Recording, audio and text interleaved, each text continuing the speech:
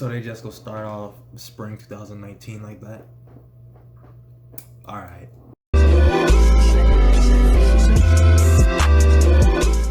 What up, y'all? It's your boy, Childish Cambino, and I'm back. This time I'm coming at y'all with my initial thoughts on Kimetsu no Yaiba, Demon Slayer. So, where do I begin? That shit was nice. That shit was nice. I just want to start off by saying that art style that was used in that was A1. It was so crisp, colorful, and it just looked really good. Especially at the end when they showed the moves in the opening. It was like, you know how people give the description of, wow, this jumped off of the page? Like they could visualize it and see it, that it jumped off of the page. They literally incorporated that into the anime when they showed the special moves at the end in the opening. It was literally jumping off of the screen. It was, it's crazy. It just looked really nice. There's no other way to describe it, and it looked amazing. The music was really fitting of the things that was going on. When Tanjiro saw his family get killed and the sad music started playing, I was like, dang, I felt that. And towards the end, where him and his sister was like, okay, they buried their family, we know what we have to do, we have to go see this guy. The other sad music that started playing, it was like, it was sad, but it was like motivational as well. Like, it gave me the feeling of, yeah, mourn, but you must move on. So the music was really fitting in the situations that it backed. Alright, so I'll kind of get ahead of myself just talking about all the good stuff that this anime did. So in the beginning we have Tanjiro, and we got to see a little bit of his character and just see how he was before everything occurred. They showed him, started off at his home. We could see like he was loved by his family.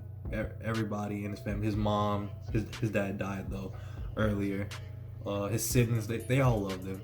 And when he went to the village to deliver the charcoal that he wanted to sell, everybody knew him. He was conversing with everybody. They had a relationship with him. He seemed to be well respected and a happy kid. Then, as he was going home, his granddad, I guess I'm not sure if it really was his granddad. Maybe it was, or maybe he just called him that. You know, they give titles to people that they respect. But I'm gonna just go with it. His granddad has said, the demons are out there at night. You shouldn't go home at this time, so you can stay here. So right there, that set up what an obstacle would be for him. The demons. The red flag right there. A day passes, he goes home, he sees his family has been murdered. He felt like, I guess like how anyone would feel in that situation. He just felt horrible, he felt shocked, he felt rage, he felt terrified, he felt sadness. Just seeing the corpses of his family just covered in blood, thrown in the front of the house, in the house, just his world was shaken up. And then he notices his sister, that she was still warm, so he picks her up and he tries to get her to a doctor because he notices that she's still warm. Come to find out, she got turned into a demon too.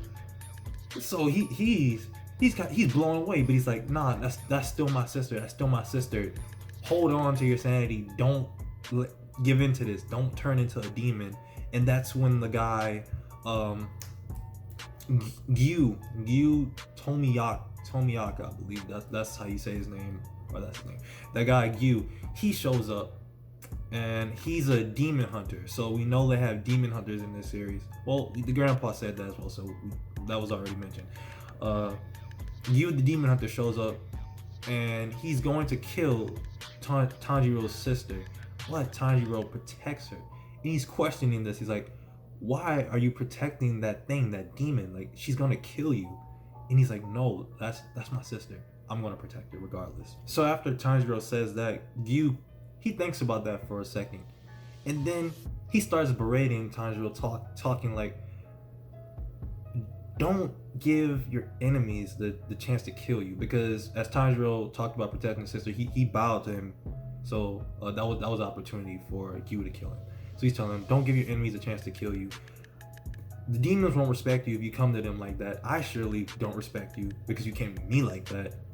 And he's like, all the while he's saying these mean things to Tanjiro, but his inner monologue that was shown, it was like, I know how you feel. I empathize with you. Trust me, I do. I get that you're devastated. I know that you're sad, but you must feel this rage and use it to fuel you, to spark something in you so you can achieve your goal of healing your sister and turn her back into a human.